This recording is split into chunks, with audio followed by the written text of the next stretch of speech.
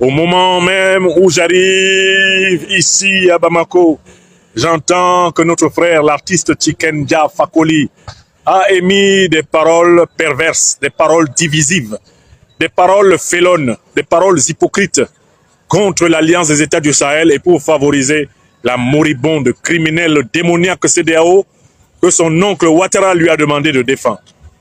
Je dis à Tikenja, honte à lui et à toutes ses chansons qui ont émerveillé tout notre continent. Honte à lui et à toutes ces chansons qui ont donné à croire qu'il était pour l'émancipation africaine radicale, alors qu'il n'est qu'un ouvrier de la 25e heure, du confusionnisme, du profito-situationnisme, de l'oligarchisme et du négrisme négrifiant. Honte à Tikenja, je le lui dis ici, à Bamako, honte à lui. Il a raté une occasion de la fermer. Au moment où le Mali se bat, le Mali attaqué par l'Ukraine, l'Ukraine dominée par les néo-nazis, dirigée par Zelensky et soutenue par la même alliance criminelle de l'OTAN qui a tué Kadhafi, envahi la Libye, qui a armé Al-Qaïda et l'État islamique après l'avoir créé. Au moment où l'Afrique se bat contre ces démons que Tikenja l'ouvre pour tenter de semer dans l'alliance des États du Sahel, l'ombre d'un doute, c'est la confirmation qu'il est un traître et un ennemi de la patrie africaine. Bientôt, ces disques seront jetés sur ces podiums. Bientôt, les Africains lui rendront sa musique en détail et en pièces détachées. Puisqu'il se moque de la plus grande bataille que l'Afrique puisse mener en ce 21e siècle, Tikenja va découvrir la colère des panafricanistes. Oui, au moment où j'arrive à Bamako, j'apprends qu'il a jacté contre l'Alliance des États du Sahel.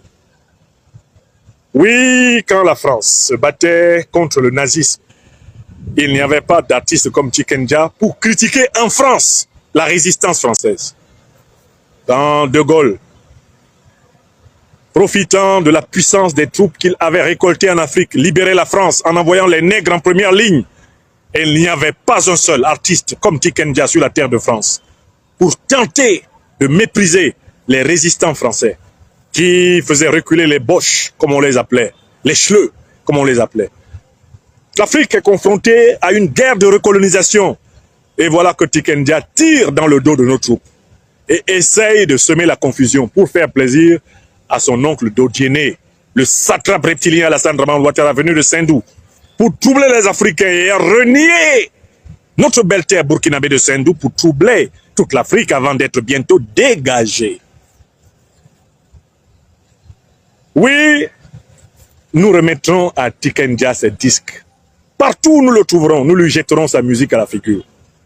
Car il se moque de ce que nous avons de plus essentiel, la souveraineté des Africains. Je tenais à lui donner cette réponse, ici à Bamako, puisqu'il n'habite pas très loin. Il faut qu'il entende que les Africains détestent la bouillabaisse. Les Africains n'acceptent plus les foutaises, de qui qu'elles viennent. Au moment où j'arrive à Bamako, je me réjouis du fait que le ministre des Affaires étrangères suédois s'étant permis de traiter notre terre africaine du Mali comme une terre de mendiants, a été prié d'aller voir ailleurs si nous y sommes. Il lui a été donné 72 heures pour se rendre tranquillement en Suède et bénéficier des vents froids qui battent là-bas. Et de voir si le Mali ne peut pas vivre sans la Suède. Comme si, avant que la Suède ne soit, le Mali n'était pas. Oui. Ici, à Bamako, je proclame. Le Mali était avant que la Suède ne fût conçue. Le Mali sera longtemps après que la Suède ait disparu. Monsieur l'ambassadeur de Suède, votre ministre s'est permis de mépriser notre grande terre africaine du Mali. Il s'ensuit que vous êtes prié de nettoyer l'espace.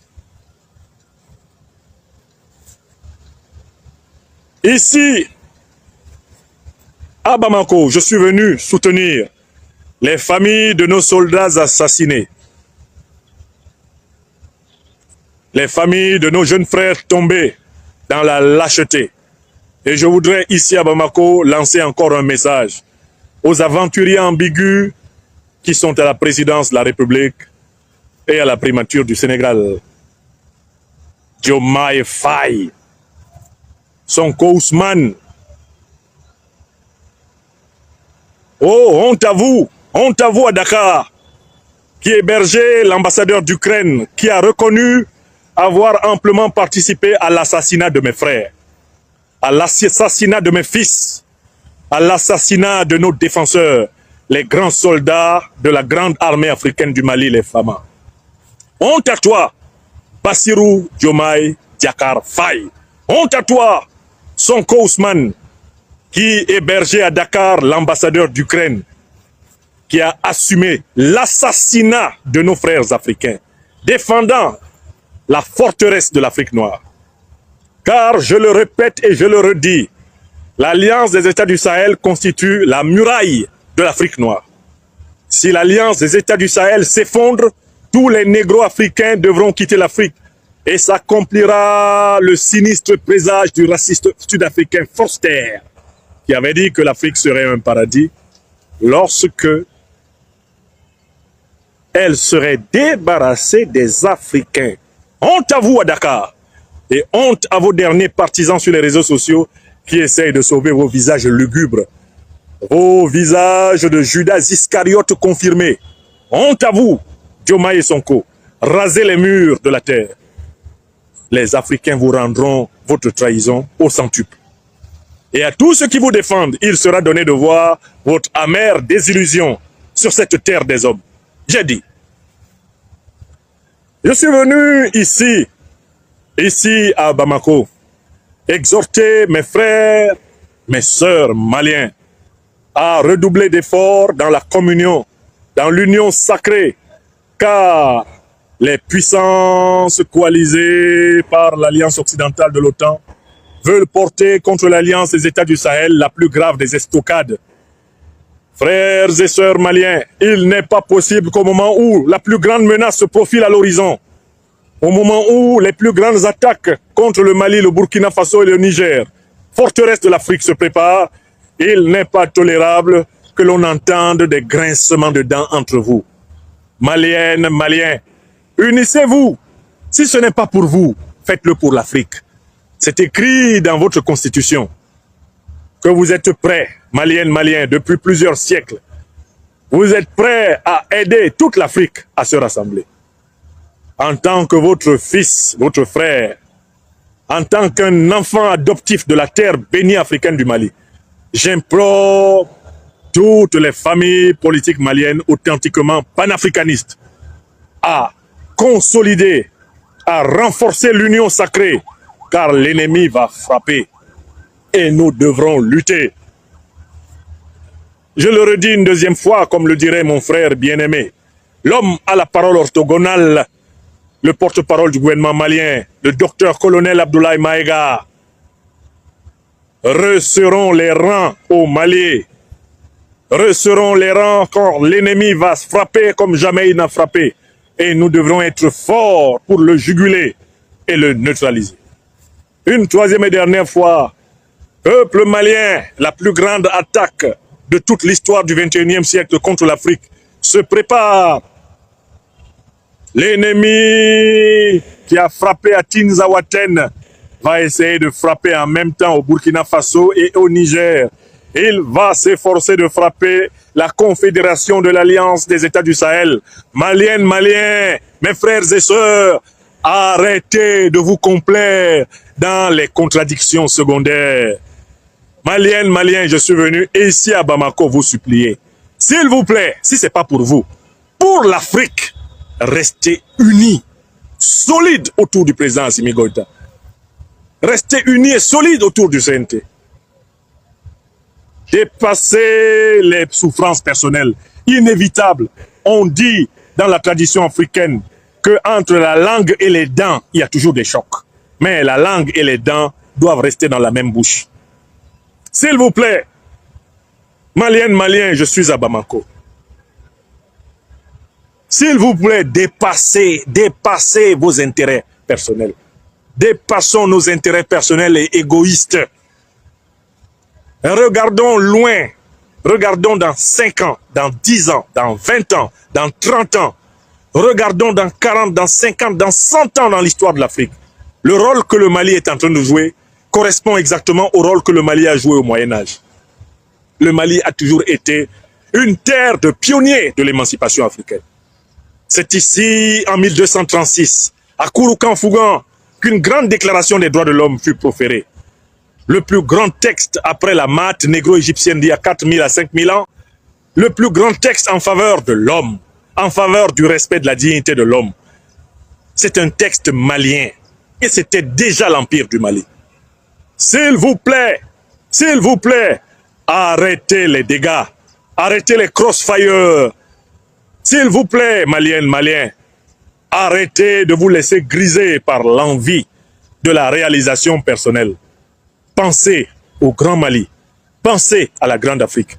Le devoir qui pèse sur les épaules du Mali est d'être la nation africaine qui montre le chemin. Une nation qui montre le chemin, elle doit être comme un chef, avoir un ventre profond, un dos large, une capacité d'encaisse hors limite. Je suis venu à Bamako porter ce message. J'ai trop lu, j'ai trop entendu, j'ai trop vu des choses que l'ennemi essaye d'encourager entre nous ici à Bamako pour nous avoir tous et nous humilier. Et je me rends compte que certains d'entre nous, ici au Mali, commencent à être aveugles à ces choses parce qu'ils pensent à leurs choses.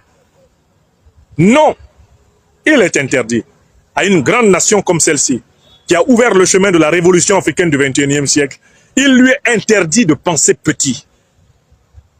Bien sûr, les politiciens achetés par la France-Afrique, par le néocolonialisme français, les politiciens déjà cornaqués par l'impérialisme occidental vont continuer leur sale boulot. Mais c'est normal, nous les combattrons. Mais s'il vous plaît, ceux d'entre nous qui sommes convaincus ici au Mali, au Burkina, au Niger, partout dans le continent et dans les diasporas, que la souveraineté africaine est la clé fondamentale de l'émancipation de l'homme africain mondial, il nous est interdit de nous louper. Il nous est interdit de nous louper. Je suis venu soutenir le Mali pour cela. Je ne suis pas venu pour un objectif personnel. Je vois quelqu'un qui écrit passeport diplomatique. Je ne suis même pas venu pour ça. Je ne suis même pas venu pour ça. En tant qu'Africain, je mérite le passeport diplomatique de tous les pays. Petit, en tant qu'Africain, serviteur de l'Afrique, je mérite le passeport diplomatique de tous les pays. Je ne suis même pas venu pour ça. La France m'a privé de passeport pendant 3 mois. Mon pays natal, le Cameroun, dirigé par l'un des pires dictateurs africains, et là-dessus, je suis d'accord avec Tikenja, Paul Biya, a refusé de renouveler le passeport auquel j'ai droit. J'ai continué le combat. Oui ou non? Je continuerai le combat même sans passeport. Il m'est arrivé, j'ai traversé 6 mois l'année passée, sans salaire, ni papier d'identité. J'étais sans papier en France. J'ai continué le combat, oui ou non? J'ai même publié un livre sur René Maran, pionnier des écrivains franco-africains persécutés. Oui ou non? Ne vous inquiétez pas pour moi. Sur moi veille le Tout-Puissant. Mes ancêtres angélisés. Sur moi veille l'amour des véritables Africaines et des véritables Africains. Et j'en suis comblé. Je reviens du Niger. Au Niger, j'ai publié ce livre qui est en train de se distribuer comme des petits pains. À l'ONEP. À l'ONEP du Niger, vous trouvez des exemplaires de ce livre que les Nigériens s'arrachent. Ce tout petit livre dans lequel j'ai déposé ma compréhension de la révolution du Niger. Non, non, non, non, non. Moi-même, ce que je demande à mon peuple au Mali, je le fais moi-même. Je pense grand. Je ne passe pas le temps à calculer mes intérêts personnels. Si je devais calculer mes intérêts personnels, je me serais contenté de poursuivre tranquillement ma carrière de professeur agrégé de philosophie en France. Il n'y a pas beaucoup d'Africains qui soient détenteurs de l'agrégation française de philosophie. J'aurais pu réserver les 12-15 dernières années de ma carrière. J'ai 52 ans. Il me reste à peine 10 années de carrière. J'aurais pu les consacrer à finir en beauté et à faire écrire sur Wikipédia.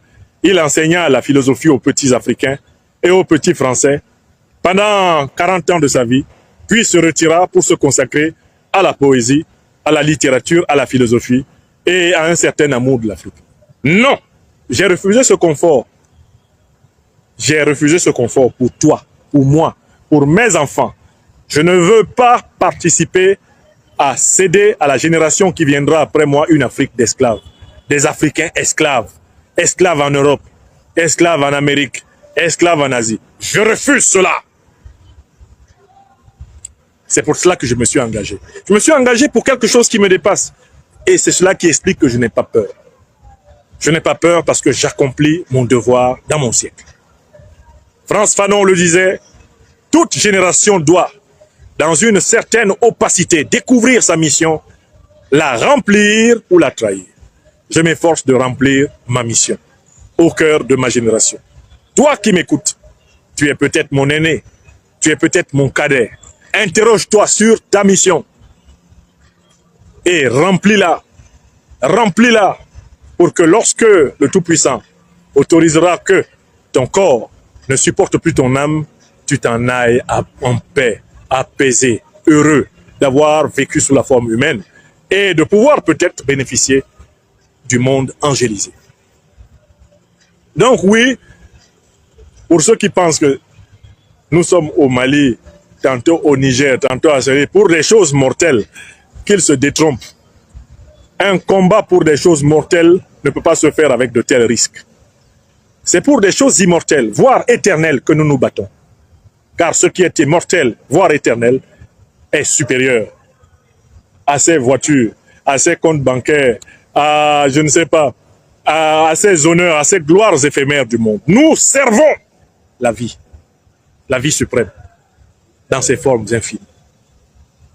Mali, Mali, Mali, je t'aime. Mali, Maliba, Nembife. Nembife. Nembife, Mali. Ne nous déçois pas.